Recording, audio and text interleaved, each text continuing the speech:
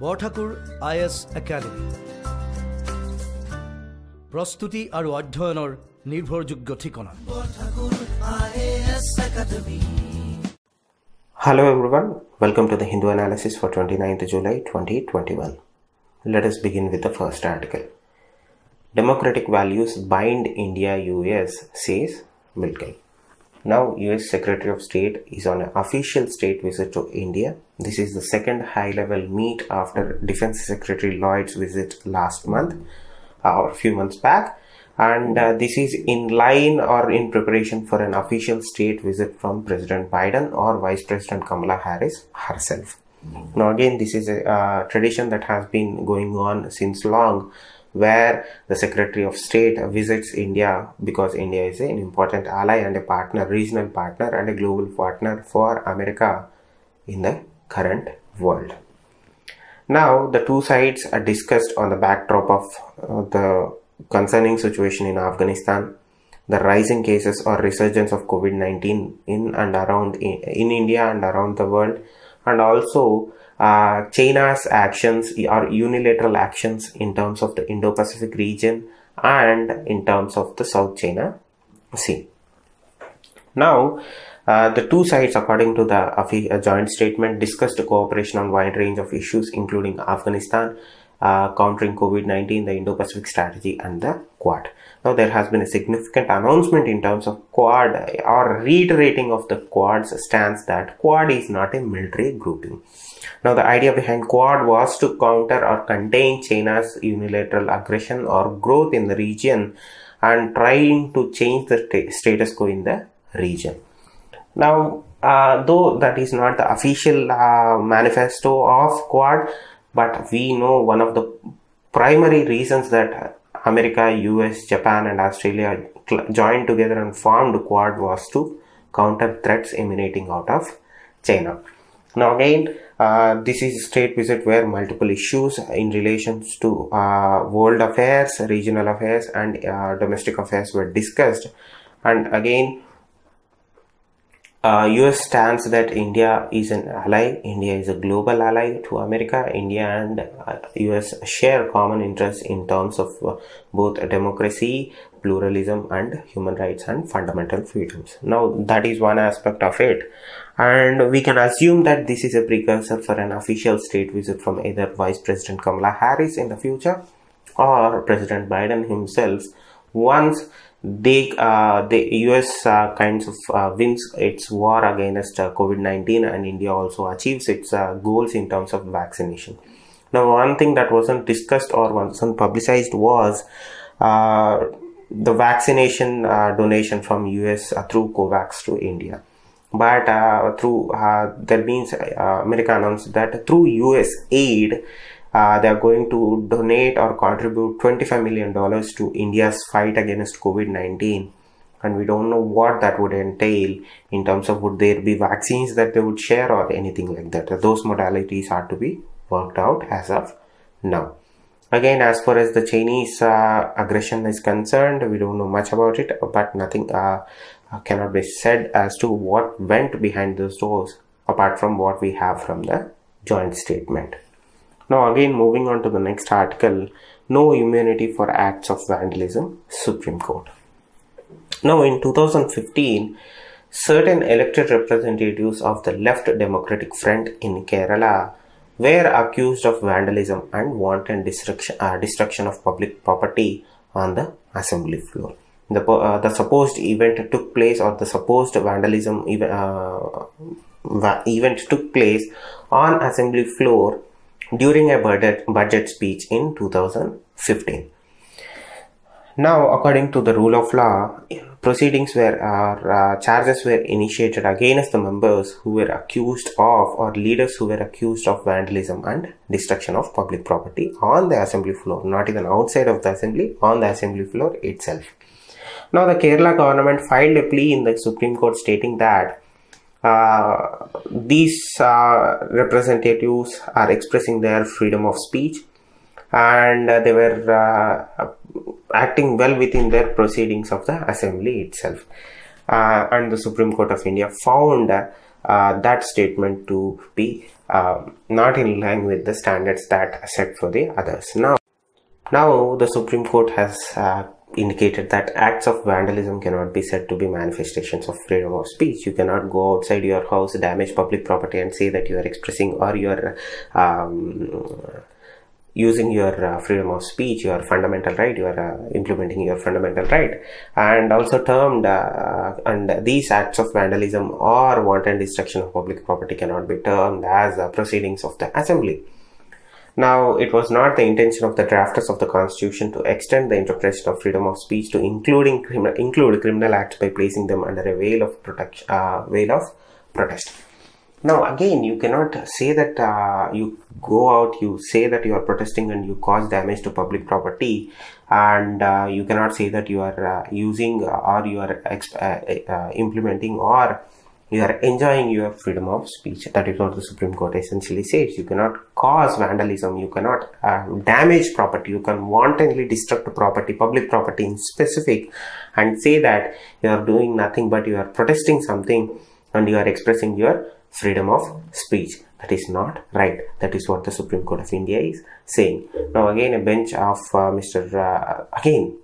legislators cannot unleash violence, run riot in parliament or a legislative assembly and then claim parliamentary privilege and immunity from criminal prosecution. Now we know that elected representatives are protected from criminal prosecution because they are granted parliamentary privilege and immunity in certain cases, and I would suggest you go back and read certain provisions of those privileges for a parliamentarian that are extended to him or her, and also the criminal protection or immunity from criminal prosecution during their tenure as an elected representative of people. Now, the Supreme Court observed that parliamentary privileges and immunities are not gateways or getaways for legislators to claim exception from the law of the land, especially criminal law. Now, this is a clear case of the Supreme Court setting its foot down or dropping its hammer, in the sense that it is clearly differentiating the limits of the parliamentary privilege and the immunity from criminal prosecution that is extended to elected representatives in either parliament or in legislative assemblies.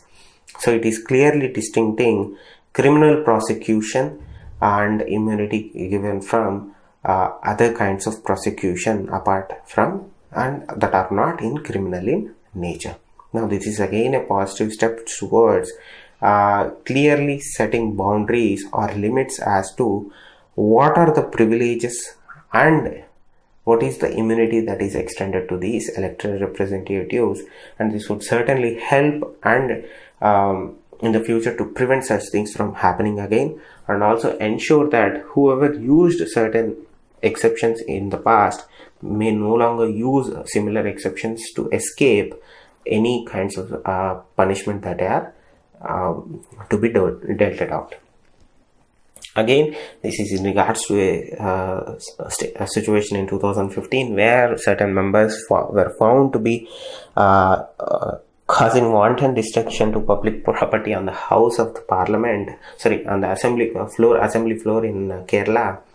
And again, they hid behind the privileges that are extended to these elected members and also the immunity from criminal prosecution. Now the Supreme Court is saying that no, as acts of vandalism and riots cannot be termed as expressions of freedom of speech. They are nothing but criminal activity, and because you are protesting and as a result of that protest you caused some damage to public property, you cannot say that I am expressing my freedom of speech. Again, this is a clear-cut definition of what are the limitations on the privileges that are extended to our elected representatives, either in the parliament or in their respective state assemblies. Now, moving on to the next article, what is contingent worker? High Court asks Twitter. Now, the Twitter seems to be taking light of the situation in terms of our judiciary. Now, the Delhi High Court expressed its reservations about Twitter changing the status of its recently appointed Chief Compliance Officer. Now, the Intermediary Guidelines IT Rules 2020 that were brought in recently by the Government of India stipulates that every social media or digital media company must have an chief compliance officer. One of the major differences between Indian government and Twitter company was that Twitter failed to adhere to that clause in those guidelines. Twitter failed to appoint a chief compliance officer of Indian origin. They gave the number of an American representative and an address from America, particularly San Francisco region. But the IT rules clearly say that the member or the grievance officer should be an Indian and must have an office in India. Now they've had some trouble in that regards, and the High Court has been pretty lenient in the way that they have been given ample time to self-correct and course correct. But despite multiple chances given by the High Courts, Twitter seems to be hell-bent on acting in their own way, because the appointment which Twitter did was that of a senior employee as a chief compliance officer. The first, when they submitted that name to the High Court, they said that this is a interim chief compliance officer, meaning he is a placeholder until and unless we find a permanent replacement. This person is going to carry out the functions of a chief compliance officer. Later on, Twitter filed an affidavit saying that the interim member is now being identified as a contingent worker. That is what the High Court found to be troublesome. The High Court asked Twitter, what is a contingent worker? What is a contingent worker? What is the meaning of a contingent worker? And the High Court gave Twitter a week's time to come up with a clear definition of what a contingent worker is, and are they adhering to the IT rules or not. Again, the contingent worker is not an employee of Twitter. He seems to be a third-party contractor and seems to have no bearing to responsibilities of company's operation in India. Again, that is against the IT guidelines, which are again troublesome for our own or for Twitter in terms of following Indian law. Now again, in lieu of the recent IT guidelines, the High Court also directed Twitter to disclose the details of resident grievance officer and a nodal contact person. This is again to reiterate in regards to Twitter's failure to comply with the new IT guideline. As far as the official government stand, Twitter is no longer protected under the intermediary clause, or does not have its shielding from liability in the future, because Section 79 of the IT Act shields social media platforms or intermediaries from liability for any third-party information, data or communication link. Now, because of their non-compliance with the IT intermediary guidelines 2021, their intermediary status or their protections against liability have been taken away. Now Twitter is open for liability suits against their actions or their inactions. Now moving on to the next article, virulence and variance. Now recently there has been an update from International Monetary Fund towards its World Economic Outlook spotlights. Now let us have a closer look as to what their latest updates means to India and global recovery. Now the IMF's latest updates in regards to World's Economic Outlook kinds of puts a spotlight on two emerging trends. What IMF is essentially saying is every country is recovering from COVID-19. But we are seeing two trends, two different and distinctive trends emerging from countries around the world. What is the first trend? World's advanced economies that had access to vaccines, that achieved large scale coverage of vaccination, are recovering from COVID-19 much faster than the countries that did not have access to vaccines and are still struggling to achieve vaccination goals in their fight against COVID. So it means World's advanced economies are registering faster growth than what IMF had forecasted earlier, while emerging markets and developing economies are expected to post appreciably slower recoveries. So it boils down to countries that had vaccines, that had access to vaccines, are recovering much faster, and countries who are still struggling to gain access to vaccines are struggling with their economic recovery. So again, this is directly related to a country's ability to purchase vaccines or have access to vaccines. As we know, because of COVID-19, countries that were hard hit were economically weaker and developing countries. Richer countries like America, UK, European Union countries were able to purchase vaccines much in advance compared to the countries that couldn't afford it.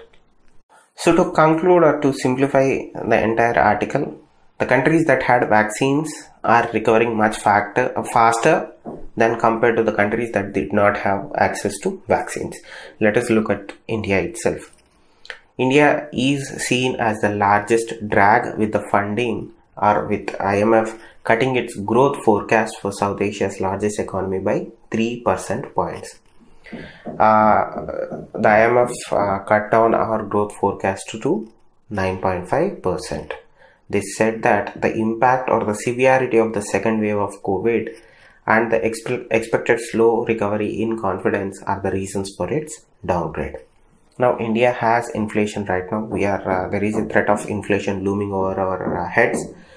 There is problem with our demand market also, because demand is yet to regain traction, and whatever the fiscal support that the government of India had brought in is found to be insufficient in certain sectors, particularly in MSME and other critical core sectors, manufacturing. And again, these things, that then we add the vaccination issues itself or a lack of access to vaccines, kind of prevent India's economic recovery to a great extent. The inflation threat, the lack of access to vaccines, insufficient or inadequate fiscal support from the government of India, and there is less demand in the market itself. On top of it, add our vaccination drive itself.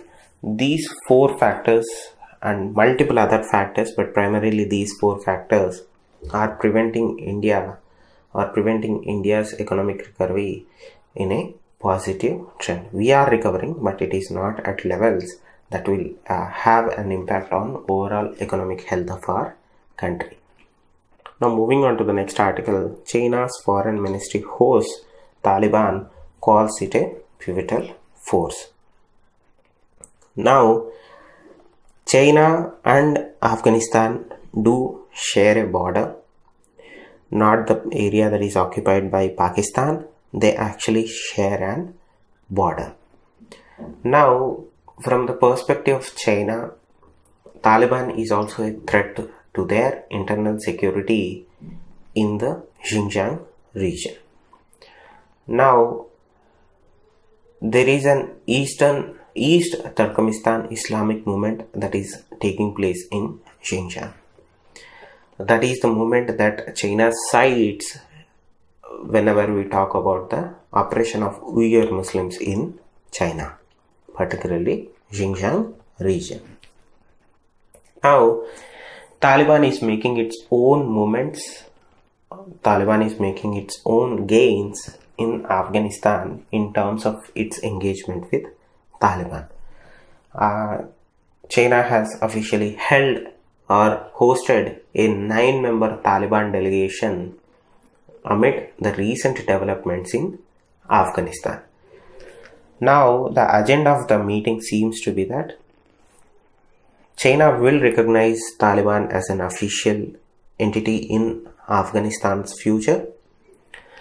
For that, Taliban must promise that they are going to distance themselves from any terror organization that is operating in China right now. China is particularly concerned with one organization, that is the East Turkestan Islamic Movement. That is the Islamic movement that is actually active in Xinjiang province, and that is what worries China the most. Once if Taliban gains hold, Taliban might supply these organizations, these specific organizations that are operating in China with arms, men and training. Now in order to prevent that, in order to prevent Taliban from supporting these groups, these organizations that China terms as terror organizations, China is engaging and negotiating with Taliban. China is engaging with Taliban in a direct and open fashion.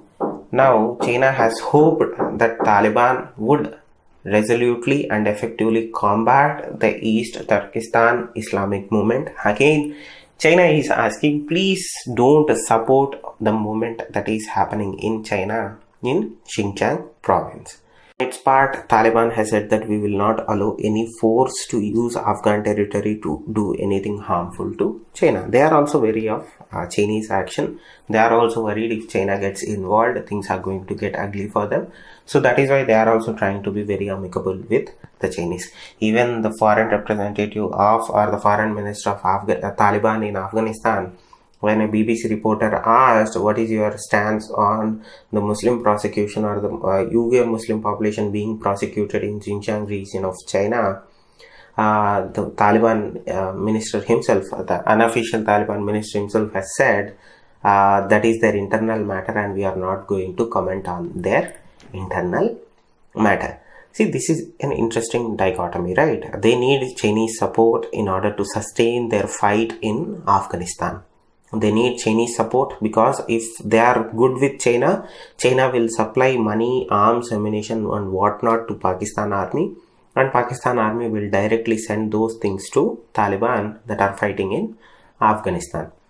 If their relationship with China soars, that immediately translates into an offensive action through Pakistan in Afghanistan that is detrimental to both their interests and Pakistani's interests in Afghanistan and in other countries in that region.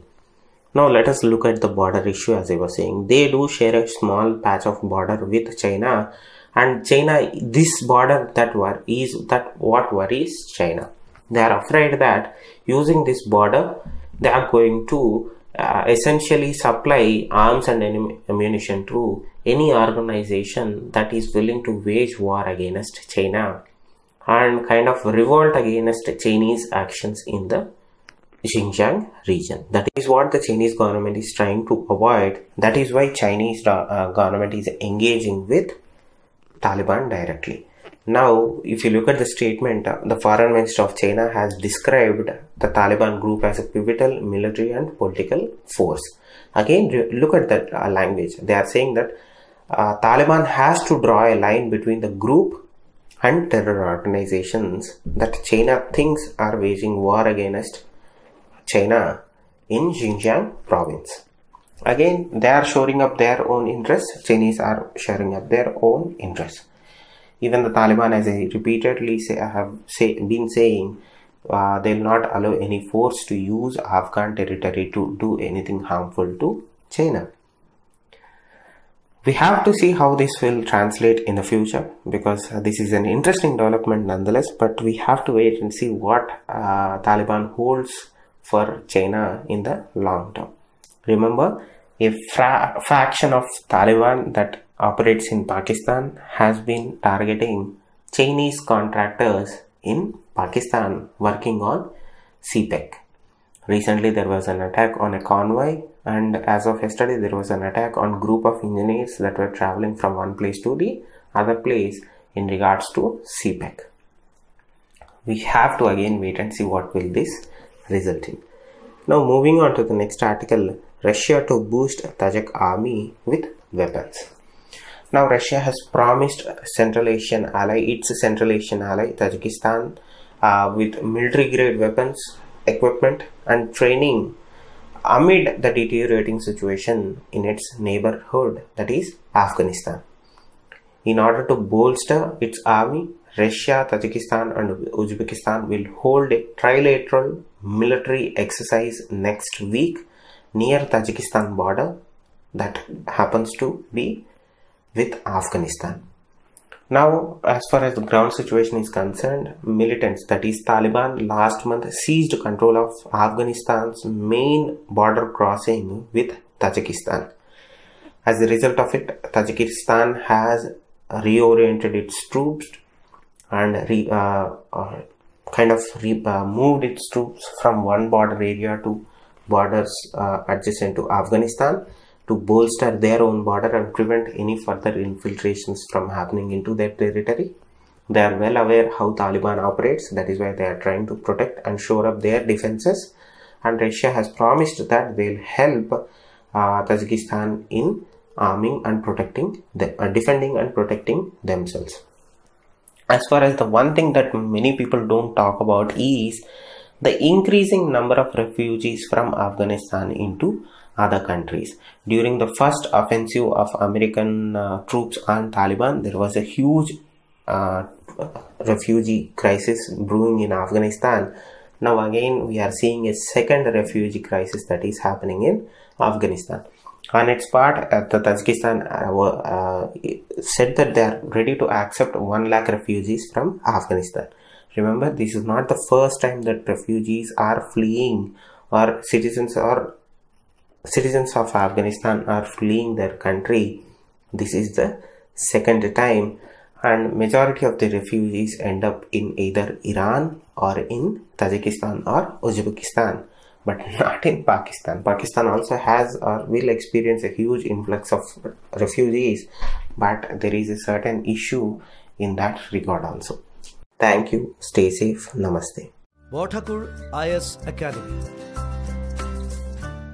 प्रस्तुति और अध्ययनर निर्भरयोग्य ठिकाना Borthakur IAS Academy